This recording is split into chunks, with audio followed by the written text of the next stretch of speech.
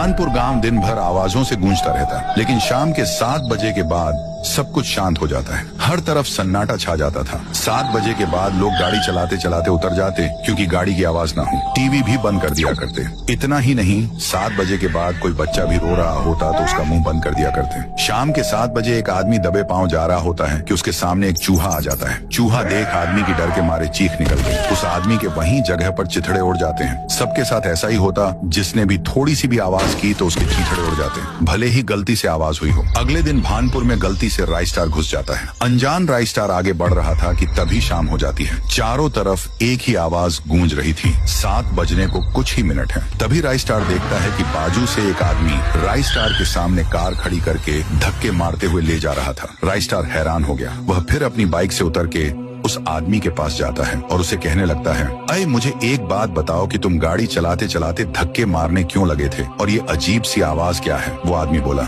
तुम्हें मरना नहीं है तो अपना मुंह बंद रखो। 7 बजने को 2 मिनट ही रह गए, बस तुम दूसरे गांव के लगते हो। चलो मेरे घर में, पर जरा सी भी आवाज मत करना। उसके बाद राइस स्टार उस आदमी के पीछे उसके घर चला जाता है। वह राइस स्टार को चुप रहने का इशारा कर रहा था। राइस स्टार को चुप रहने के अलावा कोई रास्ता नहीं था। अगली सुबह राइस स्टार उस आदमी को गुस्से से कहता है, देखो तुम जो कोई भी हो, पर तुम मुझे 7 बजने के बाद बोलने क्यों नहीं दे रहे थे, और न ही कोई आवाज करने दे रहे थे? पर क्यों, बताओ जल्दी। आदमी बोला, अरे तुम्हें क्या बताऊं भाई, हमारी जिंदगी 7 बजे के बाद नर्क में बदल जाती है। जो कोई भी आवाज करता है तो उसके बदन के 4 टुकड़े हो जाते हैं। हर शाम 7 बजे किसी न किसी की मौत होना निश्चित है। इसलिए तो मैं तुम्हें बार बार कह रहा था कि आवाज मत करो। इस आदमी की बात सुनकर राइस स्टार के रोंगटे खड़े हो गए। पर राइस स्टार ये जानना चाहता था कि ऐसा कौन कर रहा है। इसलिए राइस स्टार हर घर के ऊपर बड़े बड़े तेज आवाज करने वाले स्पीकर लगाने लगता है। गांव में 7 बज जाते हैं और राइस स्टार ने लगाए हुए स्पीकर भी अपना कारनामा शुरू कर देते हैं। तभी अचानक से एक चुड़ैल बहुत तेज गुस्से में गांव में उतर जाती है। नहीं छोड़ूंगी, नहीं छोड़ूंगी, किसको मारूं, कैसे मारूं, बंद